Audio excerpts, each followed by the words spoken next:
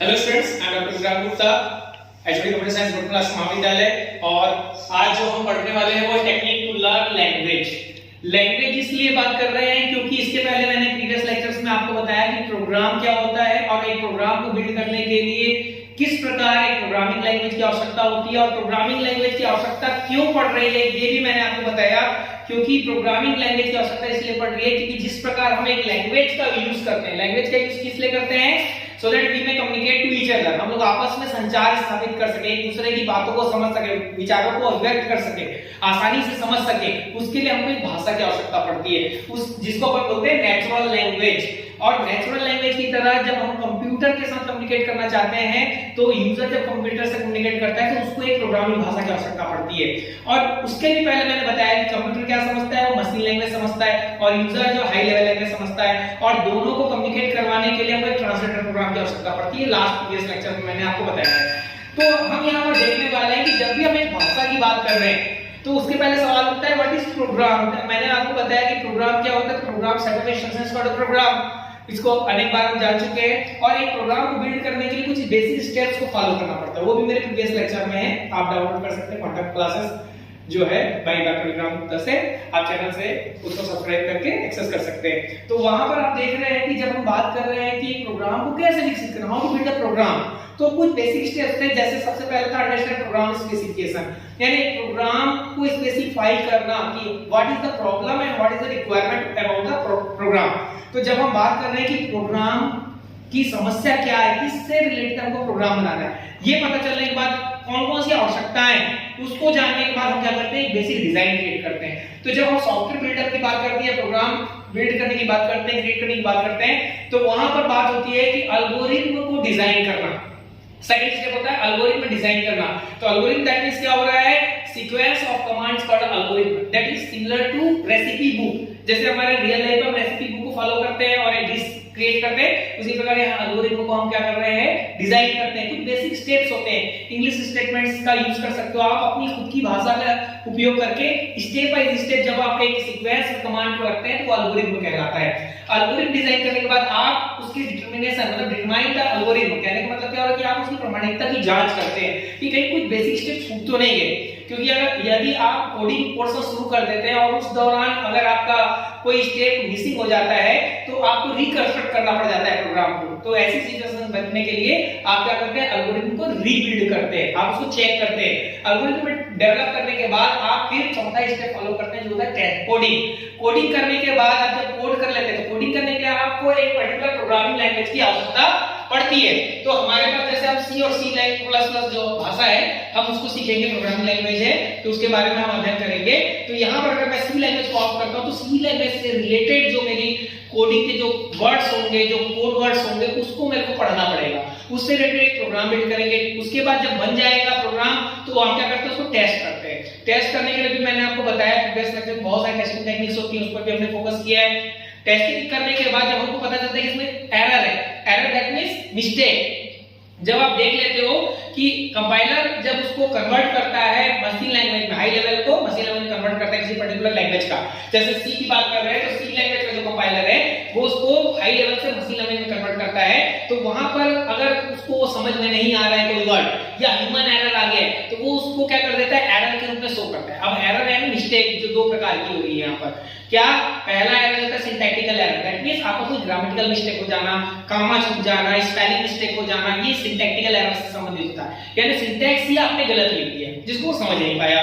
Other related जो हम बात करते हैं सेकंड जो होता है वो होता है logical error. Logical error that means execution error भी कहलाता है, समटाइम्स इसको एग्जीक्यूशन एरर भी हम कह सकते हैं, क्योंकि लॉजिकल मिस्टेक होगी तभी आप एग्जीक्यूट कराएंगे, उस समय जो एरर जनरेट होगा जिसको कंपाइलर पकड़ नहीं सकता है, क्योंकि कंपाइलर जो है केवल सिंटैक्टिकल एरर को ही वो कैच कर पाता है। लेकिन कई बार क्या होता है वो सक्सेस बता रहा है, कंपाइलर जो है वो सारे कोड वर्ड्स को समझ लिया, लेकिन लॉजिक में अगर गड़बड़ी हो रही है, सपोज लॉजिक में मिस्टेक करने का मतलब क्या हो रहा है कि अगर आप एक लॉजिकल एरर की बात करते हैं, जैसे डिवाइडेड एरर की बात करते हैं, तो डिवाइडेड एरर दैट मींस क्या हो रहा है, अगर 1 को आप 0 से डिवाइड करते हो तो क्या होता है, कितना आता है आपका, 1 को अगर 0 से डिवाइड करते हैं तो क्या हो रहा है,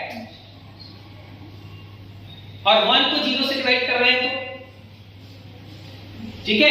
तो यहां पर ही जो है हमारा एरर जनरेट होता है। वहां पर आपको समझना पड़ेगा कि अगर हम 0 से 1 को डिवाइड करते हैं तो क्या हो रहा है, और 1 को 0 से डिवाइड मतलब फिर 0 को 1 से डिवाइड करते हैं तो क्या हो रहा है। ठीक है, तो यहाँ पर आपको ये वैसा ही जो प्रॉब्लम क्रिएट होता है डिवाइड एंड एरर का, तो वो सिस्टम वहां पर एरर जनरेट करता है, वो लॉजिकल एरर आता है। या ऐसा भी हो सकता है कि समटाइम्स ह्यूमन एरर है, आपको मल्टीप्लिकेशन करना था लेकिन आपने लिखा वहां पे 2 + 3, तो आपको सिस्टम जो है वो 5 आंसर दे रहा है जबकि आप सोच रहे हो कि 6 आना चाहिए, तो वो भी एक लॉजिकल मिस्टेक्स का ही प्रॉब्लम है, लॉजिक में गड़बड़ी हो गई आपकी। तो वहां पर फिर उस एरर को डिबग किया जाता है, डिबग एरर फ्री किया जाता है। एरर फ्री बनाने के बाद फिर आपका लास्ट जो स्टेप होता है कि सारे स्टेप्स को आप लिख लेते हैं, इस पर हमने चर्चा पहले भी किया हुआ है। अब देखिए, जब आप एक प्रोग्राम को बिल्डअप करने की स्टेप्स डाल जाते हैं तो आपको ये समझना होगा कि कैसे और कौन-कौन सी चीजों को हमको पढ़ना पड़ेगा एक भाषा को सीखने के लिए। तो जब हम बात करते हैं नेचुरल लैंग्वेज की, हमारी खुद की भाषा थी, सपोज हिंदी या इंग्लिश जो भी हम बात कर सकते हैं, ठीक है, तो उसके लिए हमको सबसे पहले क्या सीखना पड़ता है, हमको लेटर सीखना पड़ता है। लेटर देखने से अक्षर का ज्ञान होना चाहिए, अक्षर सीखने के बाद आप क्या सीखते हैं, वर्ड सीखते हैं, शब्द ज्ञान होना चाहिए। उसके बाद शब्द ज्ञान के बाद आप क्या बनाना सीख जाते हैं, सेंटेंस बनाना सीखते हैं। उसके बाद फिर पैराग्राफ डिजाइन करते हैं, पैराग्राफ बनाना सीखते हैं और आप एक भाषा को समझना शुरू कर देते हैं, लिखना शुरू कर देते हैं। ठीक है, तो उसी प्रकार जब हम बात करते हैं प्रोग्रामिंग लैंग्वेज की, तो यहाँ भी कुछ बेसिक कॉन्सेप्ट्स होता है। जैसे आपका सबसे पहले आपको सीखना पड़ता है कैरेक्टर सेट। अगर हम बात करते हैं यहाँ पर सबसे फर्स्ट स्टेप की बात करते हैं तो सबसे पहले आपको कैरेक्टर सेट आना चाहिए, कौन-कौन से कैरेक्टर्स का यूज किया जा रहा है। उसके बाद कीवर्ड का नॉलेज होना चाहिए, कौन-कौन से कीवर्ड्स का यूज किया जा रहा है। उसके बाद हम स्टेटमेंट बनाना सीखते हैं। स्टेटमेंट का लास्ट स्टेप जो होता है हमारा प्रोग्राम बिल्डिंग का होता है, यानी प्रोग्राम क्रिएशन का कार्य होता है। तो ये चीज को सीखने के लिए ही जो हमारा बेसिक कॉन्सेप्ट होता है किसी भी प्रोग्रामिंग भाषा में, अगर हम बात कर रहे हैं हमारे सी लैंग्वेज जो हमारे सिलेबस में जो करिकुलम है उसमें हमारा सी और सी प्लस प्लस लैंग्वेज हमारे सामने में है, ठीक है, जिसको हमको सीखना है, पढ़ना है। तो जब हम सी की बात करें तो सी लैंग्वेज हो या सी प्लस प्लस, वहां पर हम जिसकी बात करते हैं बेसिक कॉन्सेप्ट्स की, फर्स्ट स्टेप की, वो कहलाता है आपका टोकन। ठीक है, तो टोकन्स क्या है, smallest individual unit of the program is called a token. Program की सबसे छोटी इकाई क्या कहलाती है, टोकन कहलाती है। तो टोकन सीखने में बहुत सारी चीजें होती है, टोकन में बहुत सारे कॉन्सेप्ट आते हैं। जैसे सबसे पहले होता है कीवर्ड, दूसरा होता है आइडेंटिफायर, तीसरा होता है वेरिएबल, चौथा कांस्टेंट और पांचवा होता है ऑपरेटर। तो जब हम बात करें कीवर्ड की, कीवर्ड नाम से ही पता चल रहा है कि keyword is a reserved word that's having a pre defined meaning. मतलब कीवर्ड एक रिजर्व्ड वर्ड होता है, आरक्षित शब्द होता है जिसका अर्थ पूर्व निर्धारित होता है। जो भी हम लिख रहे हैं कंप्यूटर उसको डायरेक्टली समझ पा रहा है कि हाँ भाई इसका मतलब प्रिंट लिख रहे हैं तो प्रिंट का मतलब वो समझ रहे हैं कि मेरे को प्रिंट आउट निकालना है या रिजल्ट डिस्प्ले करना है। इनपुट दे रहे हैं, स्कैनर लिख रहे हैं तो समझ रहे हैं कि हाँ भाई इससे हमको क्या करना है, स्कैन करके इनपुट लेना है। ठीक है, तो इस प्रकार बहुत सारे कीवर्ड्स हैं हमारे सामने में। इंक्लूड का अर्थ अलग है, stdio.h, ऐसे बहुत सारे कीवर्ड्स हैं। if, else, void, main, ऐसे बहुत सारे कीवर्ड्स आपको यहाँ पर सीखना पड़ेगा। सी लैंग्वेज की हम बात करते हैं, जो हमारा सी लैंग्वेज है उसमें देयर आर 29 कीवर्ड्स। ठीक है, और लेटेस्ट जो है अभी इसमें 32 कीवर्ड्स भी हम पढ़ रहे हैं। तो वहां पे क्या हो रहा है, 29 कीवर्ड्स हमारे सी लैंग्वेज में होता है। जो सी लैंग्वेज की हम बात कर रहे थे, पढ़े थे, इसके पहले मैंने आपको बताया है कि सी लैंग्वेज की हिस्ट्री कहां से शुरू हो रही है। तो 1961 में देखा कि अल्गोरिथमिक लैंग्वेज बनी, उसके बाद बीसीपीएल आया, आर्टिफिशियल के द्वारा बनाया गया था, बेसिक कमांड प्रोग्रामिंग लैंग्वेज। उसके बाद उसको कन्वर्ट करके डी लैंग्वेज मार्केट में फंक्शन के द्वारा बनाया गया। उसके बाद फिर आपका ट्रेडिशनल सी आया जिसको 1972 में डेल सी के द्वारा बनाया गया। यहां से फिर हम पढ़ना शुरू किए सी लैंग्वेज के बारे में, और उसके बाद केएनआर से ब्रांड कनिंघम और डेनिस सी के द्वारा फिर से बनाया गया। उसके बाद फिर आपका ANSI आया, ANSI को आईएसओ ने अडॉप्ट कर लिया तो आईएसओ ANSI हो गया। आईएसओ ANSI को 1999 में आपका C99 के रूप में जाना गया और लेटेस्ट वर्जन जो है आज हम यूज कर रहे हैं। ठीक है, तो वहां पर जब प्रोग्रामिंग की बात करें तो कीवर्ड्स की there are 29 keywords in C language. तो बहुत सारे कीवर्ड्स हैं, void जैसे मैंने आपको बताया, include है, आपका stdio.h, conio है, get.ch है, clr है। ये सब हम जब प्रोग्राम बिल्ड करेंगे, प्रोग्राम बनाएंगे तब हम उसके बारे में और फोकस करेंगे। इसके बाद होता है identifier, that identify the object. या आइडेंटिफायर से मतलब ये हो रहा है कि आइडेंटिफाई करना, जो शब्द आप लिख रहे हो, यूजर डिफाइंड वर्ड आप लिख रहे हो। जब सपोज आपको नंबर मेंशन करना है, आपको वहां पर प्रोग्राम में नंबर लिखना है, तो आपने नंबर पूरा ना लिखकर आपने क्या लिख दिया, ना एंड यू एम, तो that's identify your number.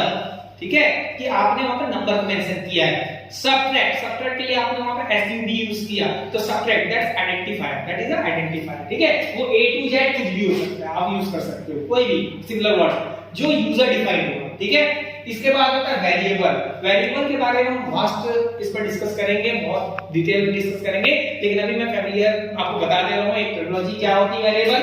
Variable आपने सुना भी होगा, पहले भी वेरिएबल यानी चर आपने सुना होगा, ठीक है। Variable is a data item that's value change during the execution of program. मतलब क्या हो रहा है, वेरिएबल एक ऐसा डाटा आइटम है जिसका मान प्रोग्राम के प्रक्रियान्वयन के दौरान बदलता रहता है। एक होल्डर की तरह होता है, कि कंटेनर की तरह होता है जो वैल्यू को स्टोर करता है। तो जब भी आप प्रोग्राम में वैल्यू स्टोर कराएंगे तो वहां पर आपको पहले वेरिएबल डिक्लेयर करना पड़ेगा, ठीक है। हमेशा याद रखिए कंप्यूटर की मेमोरी में directly you can not initialize the value, है ना। वैल्यू के लिए आपको लेना पड़ेगा क्या, वेरिएबल। जिस प्रकार आप कोई जैसे पानी ले रहे हैं तो पानी के लिए कंटेनर होना चाहिए, है ना।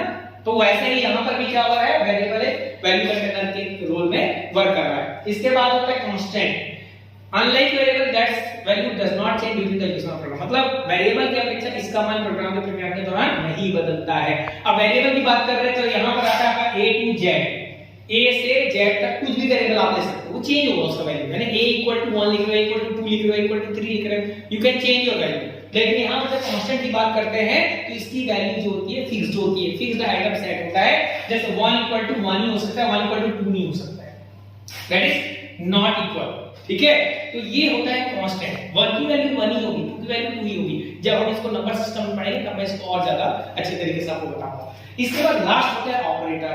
ऑपरेटर दैट मींस चलाने वाला, आपको पता ही होगा। Operator is symbol that instruct to computer to perform any mathematical logical task. Operator जो होता है एक चिन्ह मात्र होता है जो कंप्यूटर सिस्टम को निर्देशित करता है किसी भी गणितीय तार्किक क्रियाविधि को संचालित करने के लिए। तो विभिन्न प्रकार के ऑपरेटर होते हैं, कैसे प्लस, माइनस, मल्टीप्लिकेशन के लिए, डिवीजन के लिए स्लैश, ठीक है, एस्टेरिस्क सिंबल का इस्तेमाल करते हैं। तो ये क्या है, आपका टोकन। सबसे पहले प्रोग्रामिंग लैंग्वेज जब आप सीखेंगे सी लैंग्वेज तो आपको ये टोकन का नॉलेज होना बहुत ही जरूरी है, जिसको हम डिटेल पोर्शन में नेक्स्ट लेक्चर में पढ़ेंगे, ठीक है। तो फिर मिलते हैं नेक्स्ट लेक्चर में, और अभी के लिए इतना ही कि कैसी टेक्निक यूज कर रहे हैं, क्या क्या सीख रहे हैं प्रोग्राम को। तो फिर ओके, थैंक यू।